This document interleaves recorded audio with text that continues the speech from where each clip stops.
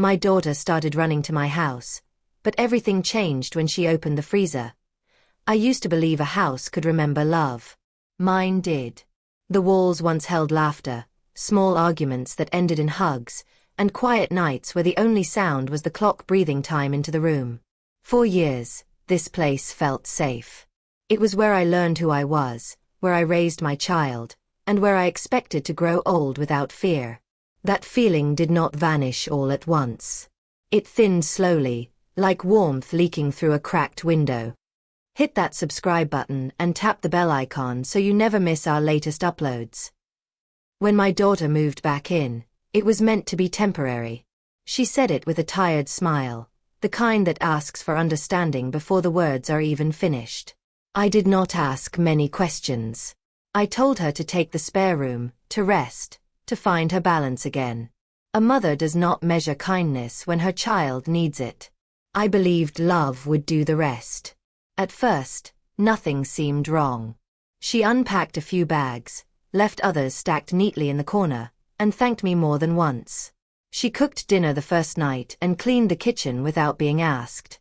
I remember thinking how grown she looked, how steady her hands were when she held a cup. I felt proud. I felt needed. I felt useful again. The changes came quietly.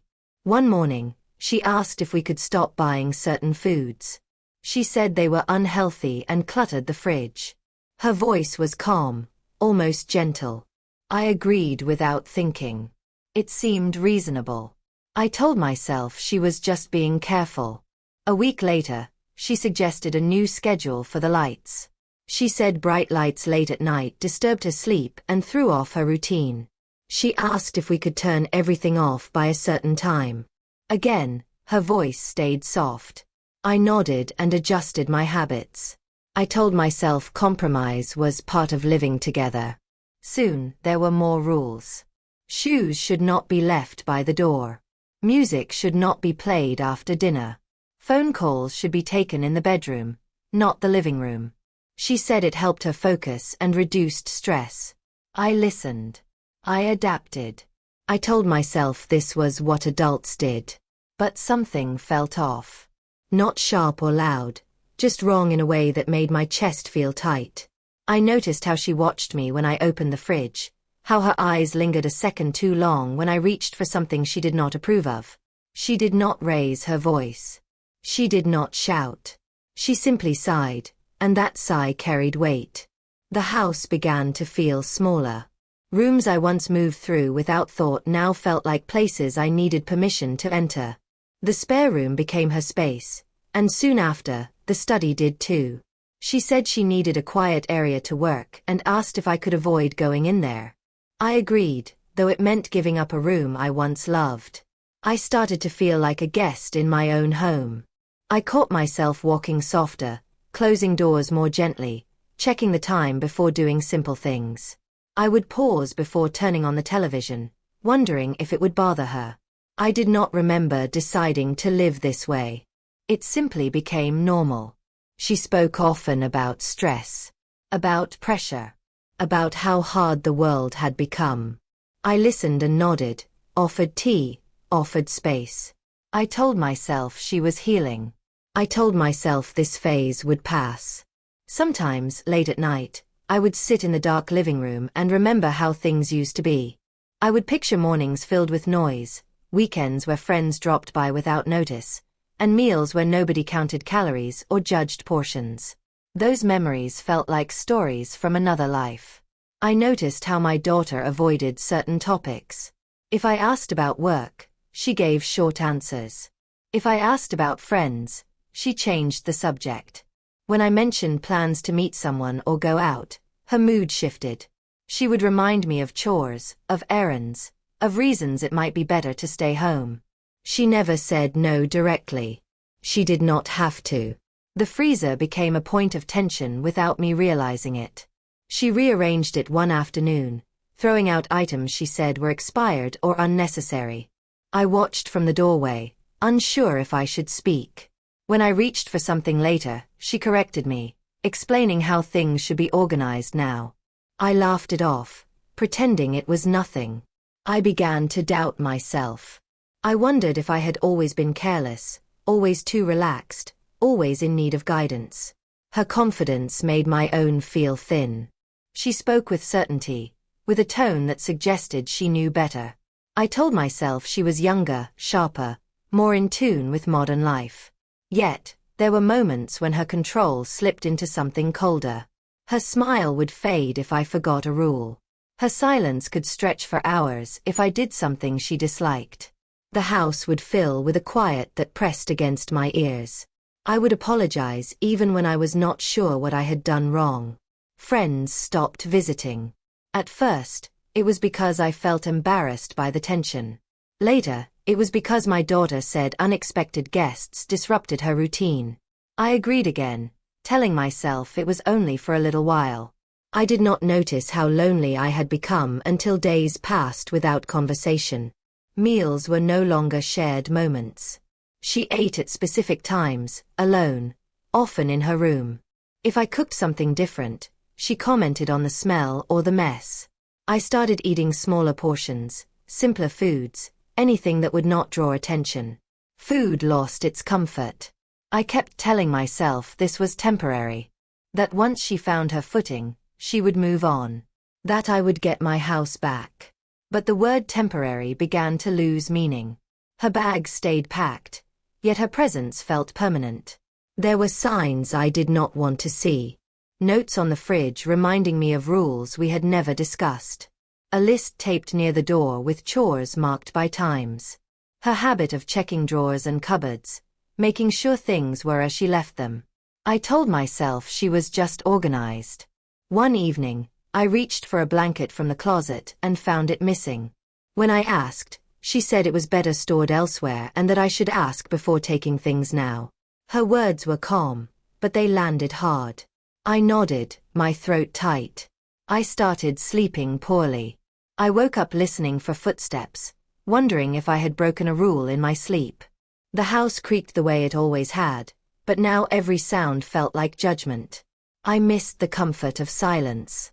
Sometimes, I caught glimpses of the child she once was. A laugh at a silly show. A quick smile when she thought I was not looking. Those moments kept me hopeful. They made me believe this was still fixable. But beneath that hope was a growing fear. A sense that something was being hidden behind her careful words and controlled habits. I did not know what it was, only that it made her cling tighter to control, to order, to rules that kept me small. I told myself not to overthink. I told myself love required patience. I told myself this was just a phase, a clash of ages and habits. Still, the house felt colder each day, as if it no longer recognized me. One afternoon, as I stood in the kitchen, I realized I was asking permission to open my own cabinets. The thought stopped me. I rested my hand on the counter and tried to remember when this place stopped feeling like mine. I could not find the moment. It had slipped away quietly, like everything else. I did not know then that the freezer would become more than just another place with rules. I did not know it would hold answers I was not ready for. All I knew was that my home, the one place meant to protect me, had turned into something unfamiliar. And I was still telling myself it was only temporary.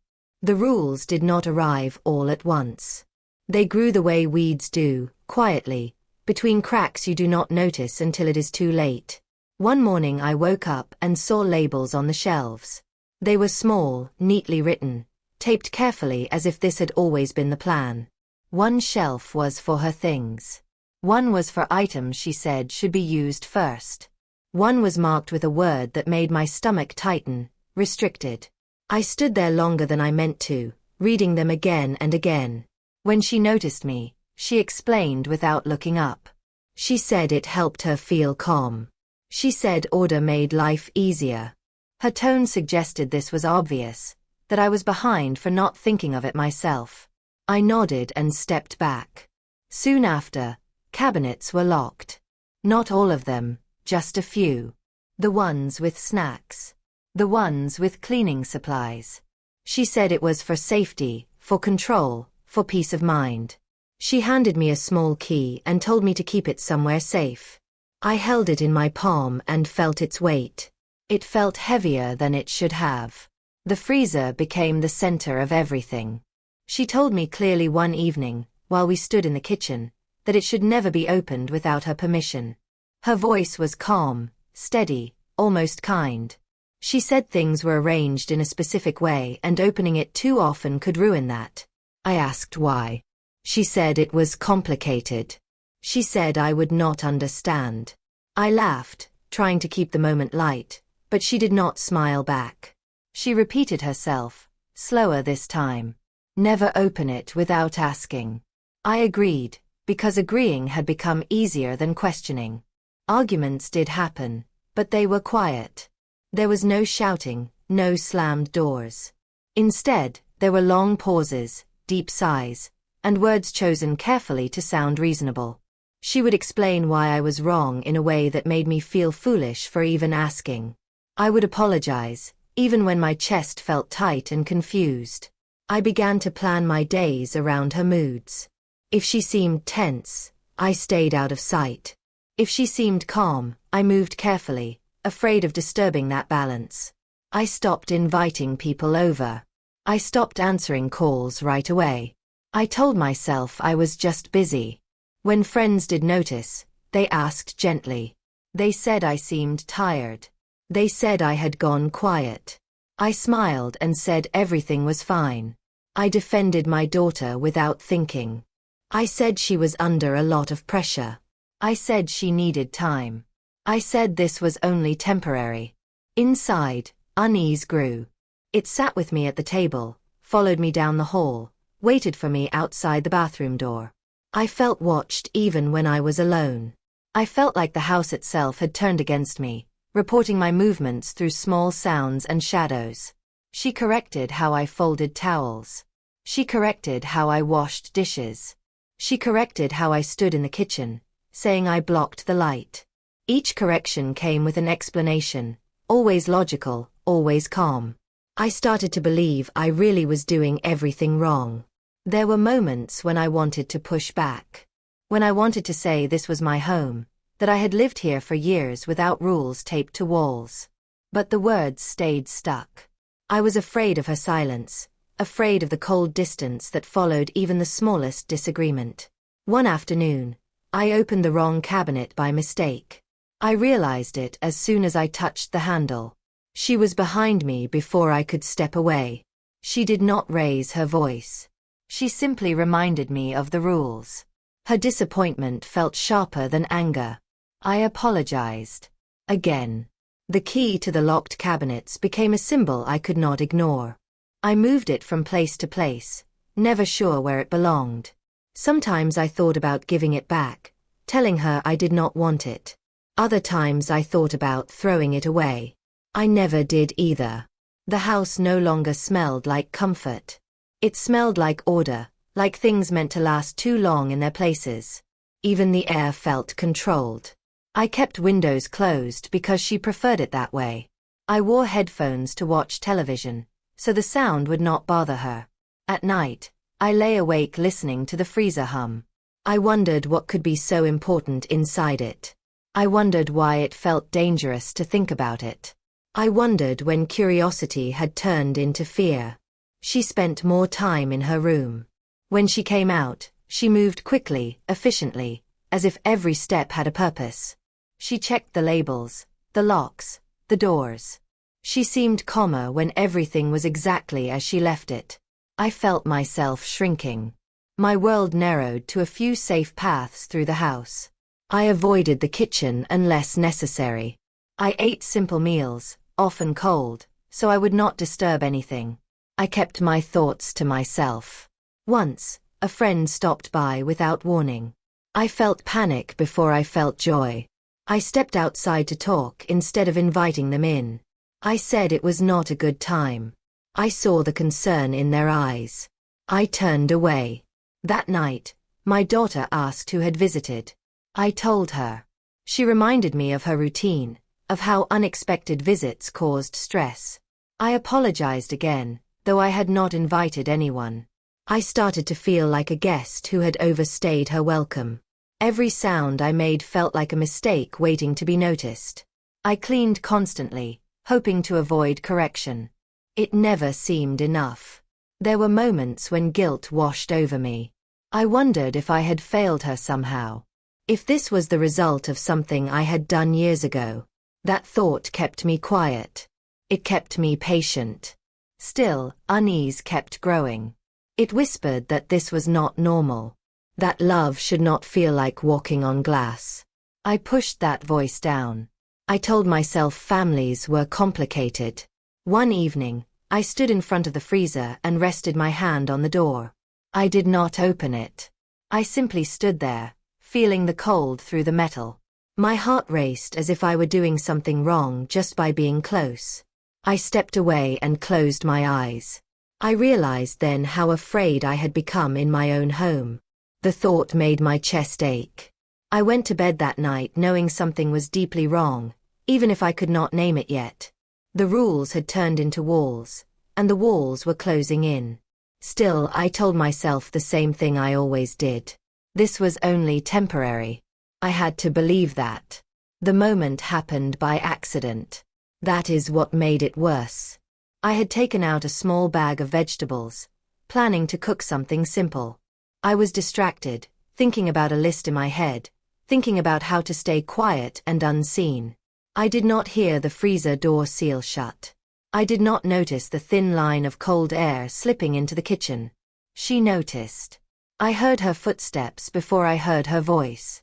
They were fast, uneven, nothing like her usual careful walk. She rushed past me, eyes wide, breath sharp. She went straight to the freezer and yanked the door open. Cold air spilled out. She froze, staring inside as if the world had tilted. Her face changed in a way I had never seen before. The calm disappeared. The control cracked. Panic flashed across her eyes, raw and unhidden. She reached in, moving things quickly, hands shaking as she checked every corner, every shelf, every package. She kept muttering under her breath, words I could not catch. I stood there, unable to move. She slammed the door shut and turned to me. Her voice was tight, higher than usual. She asked why the door was open. I tried to explain. I said it was a mistake. I said I was sorry. The words sounded small even to me. She did not listen. She opened the freezer again, checked everything again, then again. She counted things. She rearranged items that already looked perfect. She wiped the seal with a cloth, pressing hard, as if scrubbing away the mistake. I had seen her strict before. I had seen her cold. But I had not seen fear like that. After that day, nothing felt the same. The house grew tense in a new way. Not just quiet rules and soft control, but alertness. Watching. Listening. She started asking where I was going, even inside the house. If I moved from one room to another, she noticed. She began checking the freezer several times a day. Sometimes she stood in front of it for long moments without opening it, just listening. At night, I could hear her get up, walk to the kitchen, open it slowly, then close it again. The sound of the door became something I feared. I became careful in ways I never thought I would be. I avoided the kitchen unless she was there. I memorized her schedule. I timed my movements around her habits. I told myself this was still about order, about stress, about control. But the image of her panicked face would not leave me. Memories began to surface, ones I had pushed aside before. Small things. Easy to explain away at the time. I remembered how she used to step outside to take phone calls, even in bad weather. How she would lower her voice the moment I came near.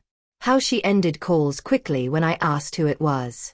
I remembered the way she once snapped at me for picking up a phone by mistake, her reaction sharper than the situation deserved. I remembered money going missing. Not large amounts, just enough to make me doubt myself. I told myself I had miscounted. I remembered odd expenses, strange charges she brushed off as work-related or temporary. I never pressed. I remembered her coming home late some nights, tired and tense, smelling faintly of cold air. I remembered how she avoided eye contact on those evenings, How she went straight to the freezer before anything else. At the time, I thought nothing of it.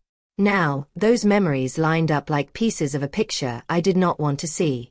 Fear settled into my bones. It was different from confusion. Confusion still hopes for simple answers. Fear knows there may be none. I started watching her the way she watched me. Quietly.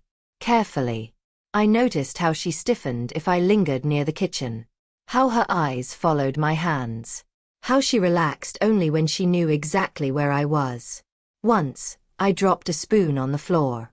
The sound echoed too loudly. She appeared in the doorway instantly, asking what happened. Her voice was calm again, but her eyes were sharp. I said it was nothing. She watched me pick it up, then walked away without a word. Love made everything harder. I wanted explanations that did not exist. I wanted this to still be about stress, about habits, about something I could fix by being more patient. I told myself she was my child.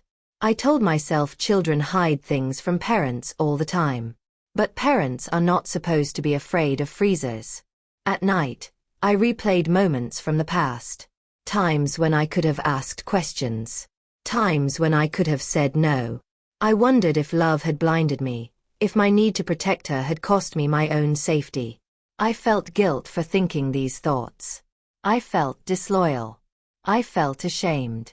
But fear kept pushing through. She began to lock her bedroom door. She began to keep the freezer key on her at all times. She began to remind me of the rules more often, as if she sensed something shifting in me. Her words became firmer. Her patience thinner. I stopped sleeping. Every small sound made my heart race. I lay in bed staring at the ceiling, listening for footsteps, listening for the freezer door. I wondered what could be so important, so fragile, so dangerous that it caused that kind of panic. I thought about asking directly. I imagined the conversation again and again. In every version, her calm smile returned, her explanations wrapped around me, my questions dissolved into apologies. One afternoon, while she was out, I stood alone in the kitchen. The house felt different without her. Larger. Quieter. I stood in front of the freezer, my hand hovering inches from the handle. My heart pounded so hard I thought I might faint. I did not open it. I could not. The fear was too strong. That scared me most of all. I stepped back and leaned against the counter, breathing slowly. I realized then how deep this had gone. How completely I had been trained to obey without being told. When she came home, she looked at me closely, as if checking for changes. I smiled and asked about her day. She relaxed. Just a little. That told me everything. That night, as I lay awake, I understood something I had avoided for too long. Love had made me quiet. Love had made me patient. Love had made me ignore signs I should have questioned. And now love was no longer enough to keep me calm. The freezer was no longer just a freezer. It was a line I was not allowed to cross. A line that separated who I thought my daughter was from who she might actually be. Fear replaced confusion completely. And once fear takes hold, it does not let go easily. The argument that morning was small, almost nothing, yet it left me shaking. She corrected the way I wiped the counter. I had missed a corner, she said. Her voice was tight, controlled, stretched thin.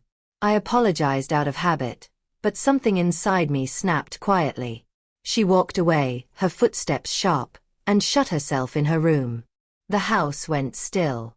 I stood alone in the kitchen, my hands resting on the counter, my heart racing. My reflection in the dark window startled me.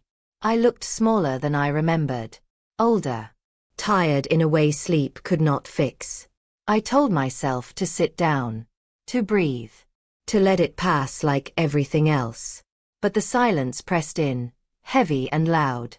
For the first time, I did not move away from it. My eyes drifted to the freezer. It stood there the way it always did, quiet, harmless looking, humming softly. The same freezer that had turned my home into a place of fear. The same freezer I had learned to avoid without being told. I told myself not to do it. I told myself love meant trust. I told myself crossing that line would change everything.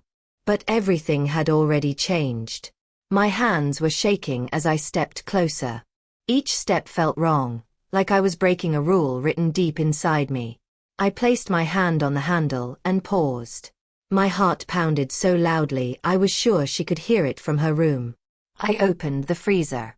Cold air rushed out, sharp against my skin. I expected food. Bags, boxes, something ordinary that would make me feel foolish for ever being afraid. That is not what I saw. The freezer was organized, but not for meals. Plastic containers were stacked neatly, each one labeled with thick black marker. Dates, times, notes written in careful handwriting. Some had symbols I did not recognize. Some had words that made no sense to me at first. I stared, my mind struggling to catch up. There were envelopes sealed in plastic, tucked between frozen packs. Papers folded again and again, protected from moisture. A small notebook wrapped in a bag, its pages stiff from the cold. This was not about food. My hands moved without permission. I took out the nearest container. It was heavier than it should have been. Inside were more papers, carefully wrapped. Printed forms. Copies of documents. Names I recognized. Addresses. Numbers. My name. I felt dizzy. Another container held receipts. Dates circled. Amounts highlighted. The same odd expenses I had questioned before. The same missing money, explained in a way that made my stomach turn. I pulled out the notebook. My fingers burned from the cold, but I kept going. Inside were lists. Schedules. Notes written in the same calm, controlled handwriting I had seen on the labels around the house. Rules. Not for the house. For me. My movements. My habits. The times I left the house. The days I saw friends. Small observations written like records. I flipped pages faster, panic rising. There were comments about my reactions, my compliance, my moods. I backed away from the freezer and leaned against the counter, gasping for air. The room felt too bright, too sharp. My legs threatened to give out. This was not protection. This was planning. The control, the rules, the watching. It all came together in a way that made my chest ache. The freezer was not just storage. It was a hiding place. A place she believed I would never look. I realized then why the door could never be left open. Why she panicked. Why order mattered more than anything else. She was hiding the truth in the cold, where time moved slowly, where things stayed preserved. I put everything back exactly as I found it. Every container. Every paper. I wiped my fingerprints away with shaking hands and closed the freezer. I stood there for a long moment, listening to it hum, trying to steady my breathing. Nothing in the house looked the same anymore. When she came out of her room later, she watched me closely, searching my face. I smiled the way I always did. I asked if she wanted tea. My voice sounded normal, and that frightened me. She relaxed. That was when I understood how far this had gone. How carefully she had trained me to play my part. That night, I lay in bed staring at the ceiling, my mind racing. The past rewrote itself. Every rule. Every restriction. Every moment of fear now had a shape. I was no longer confused. I was not imagining things. And I was no longer safe pretending I did not know. The freezer had answered every question I was too afraid to ask. And now I had to decide what to do with the truth. I did not confront her right away. Knowing something and acting on it are two different things. I spent the morning moving through the house the way I always did, careful, quiet, following rules that no longer felt invisible. Every step felt heavier now that I understood why the rules existed. She watched me, the same way she always had. Her eyes flicked toward the kitchen, toward the freezer, toward my hands. I let her watch. I let her believe nothing had changed. It was late afternoon when I finally spoke. She was sitting at the table, sorting through papers, her posture straight, her movements precise. I made tea and set a cup in front of her. My hands were steady, which surprised me. "We need to talk," I said. Her body stiffened just a little. Not panic. Not yet. Just alertness. "About what?" she asked. I sat across from her. I did not raise my voice. I did not accuse. I chose my words slowly, the way she always had. "About the freezer." For the first time in weeks, she lost control of her face. Color drained from it. Her mouth opened, then closed. She looked toward the kitchen, then back at me. "You opened it," she said. I nodded. For a long moment, she said nothing. Her hands shook slightly as she wrapped them around her cup. The rules, the calm, the sharp edges she wore every day began to slip. "I didn't want you to find out like that," she said quietly. The words were not angry. They were tired. I asked her to tell me the truth. She stared at the table, her shoulders slowly folding inward. When she finally spoke, her voice sounded younger, smaller. She said she had been scared. That everything had started with one bad decision she thought she could fix. Something she believed would protect me from worry, from stress, from consequences she did not know how to explain. She said the papers in the freezer were proof of mistakes she was trying to undo. Plans that failed. Money she thought she could replace before I noticed. Records she kept because she was afraid of forgetting something important. I listened without interrupting. She said control was the only thing that made her feel safe. That if she could manage the house, manage me, manage every detail, then nothing else could fall apart. She said she never meant to make me afraid. I wanted to believe her. She began to cry then. Not quietly. Not carefully. The tears came fast, breaking through years of tight control. Her shoulders shook. Her breathing hitched. "I never wanted to hurt you," she said. "I just didn't know how to stop." In that moment, the roles reversed completely. The woman who had watched my every move now looked like the child I once held when she was scared of the dark. Her strength had been armor, and it had finally cracked. I felt many things at once. Relief, anger, sadness, love that still refused to disappear. I told her that hiding the truth had hurt more than any mistake could have. That control is not protection. That fear does not excuse taking someone's freedom. She nodded again and again, wiping her face, ashamed. I told her things had to change. The rules had to go. The locks. The watching. The freezer secrets. All of it. If she wanted to stay, it would be with honesty, not fear. She agreed. Not confidently. Not easily. But honestly. That night, the freezer stayed closed. Not because it was forbidden, but because it no longer held power over me. The house felt different. Not warm yet. Not healed. But open. Love had blinded me once. This time, love would come with boundaries. And for the first time in a long while, the house felt like it might remember that again. The truth did not fix everything. It did not undo the fear or return the house to what it had been. Knowing only made the next steps heavier. I spent the night awake, staring at the ceiling, listening to the normal sounds of the house. The hum of the refrigerator. The soft tick of the clock. Sounds that once comforted me and later frightened me. Now they felt neutral, waiting. Morning came quietly. My daughter stayed in her room longer than usual. When she finally came out, her eyes were swollen, her movements unsure. The control she once wore so easily was gone. In its place was something fragile. I made breakfast the way I used to, without checking rules that no longer existed. I opened the cabinets freely. I turned on the light even though the sun was already up. Each small action felt like reclaiming something I had lost. We sat at the table in silence. I told her I loved her. I also told her that love was no longer enough on its own. She looked at me, confused, afraid. I explained that what had happened could not be undone with promises. That trust, once broken, takes time and effort to rebuild. That control, even when driven by fear, causes real harm. I told her I needed help.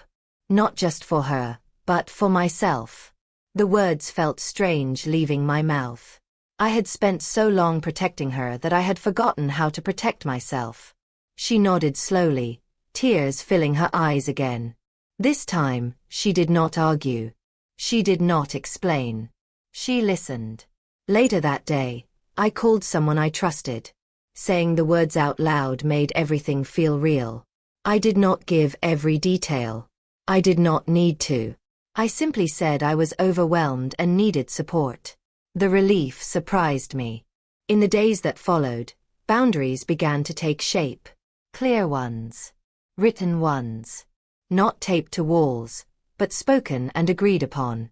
The locks stayed off. The labels came down. The freezer became just a freezer again. I told her there would be no more monitoring my movements. No more notes. No more control disguised as care. If she stayed, it would be as an adult sharing space, not managing it. I also told her she needed to face what she had done. That fear explained behavior, but it did not excuse it. Avoiding consequences only deepened the damage. That was the hardest part for her. I watched her struggle with shame, with regret, with the realization that intentions do not erase impact. She cried more than once. She withdrew at times. She wanted reassurance that everything would be okay. I gave reassurance where I could. I did not give control. Outside voices became part of our lives again. Conversations happened that I once avoided. I learned how small my world had become and how easily it could grow again. The house felt awkward at first. Too open. Too quiet in a different way. But slowly, it began to feel like mine again. There were moments when guilt crept in. Moments when I wondered if I was being too firm.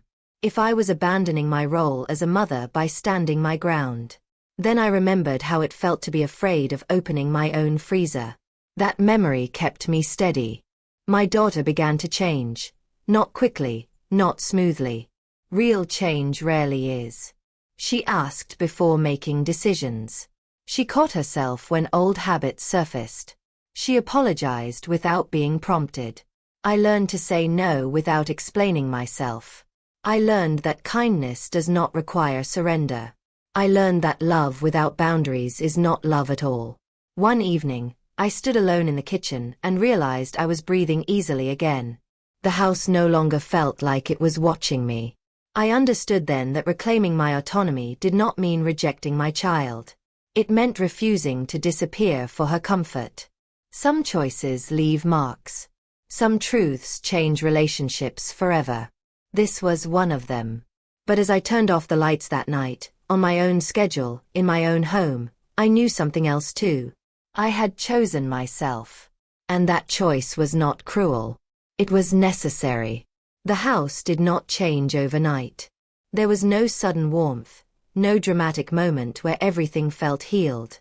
Instead, peace returned the same way it had once left. Slowly. Quietly. One ordinary day at a time.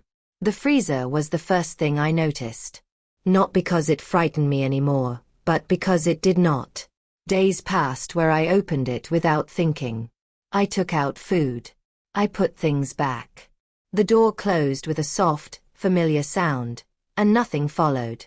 No footsteps. No questions. No tension. It was just a freezer again. The house began to breathe differently. Windows stayed open longer. Light filled rooms that had once felt off limits. I moved through my own space without planning each step. The floorboards still creaked, but they no longer felt like warnings. My daughter changed too, though not all at once. She kept to herself more in the beginning, cautious and unsure. When she spoke, her voice lacked the sharp certainty it once had. Sometimes I saw embarrassment cross her face when old habits surfaced. She caught herself and stopped. That mattered. Trust did not return easily. We spoke more honestly, but carefully. Some conversations were short. Some were uncomfortable. We did not pretend everything was fine. We did not need to. I learned that peace does not require perfection. It requires truth. Friends came back into my life. Slowly at first. A coffee. A walk. A visit that lasted longer than planned. The house held those moments gently, as if relearning what company felt like. One afternoon, I stood in the living room and realized I was humming. The sound surprised me. It had been a long time since I made noise without thinking about it. The power shift had not been loud when it happened. It never is. Control rarely arrives wearing anger. It comes wrapped in concern, in routine, in quiet certainty. It grows in the spaces where love meets fear. I had lived inside that shift without noticing it. Reclaiming my space was not about winning or proving a point. It was about remembering that my life still belonged to me. That being a parent did not mean surrendering my voice, my comfort, or my home. Love changed shape. It became less about protection and more about respect. Less about sacrifice and more about balance. Trust was no longer assumed.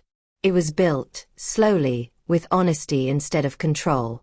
Some days were easier than others. There were moments of sadness, moments of regret. Healing is not neat. It does not move in straight lines. But peace stayed.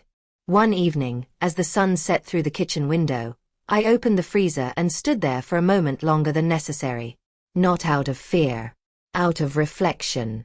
I closed it gently and smiled. The house felt like mine again. Changed, yes. But honestly. Stronger for what it had endured. I understand now how easily power can shift inside families. How silence can feel like love. How patience can disappear if we are not careful. Reclaiming myself did not mean losing my daughter.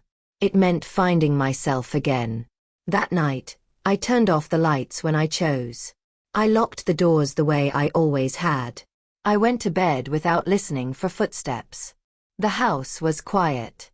Not the tense quiet of fear. The quiet of peace. And for the first time in a long while, I slept deeply, knowing that my home remembered me again.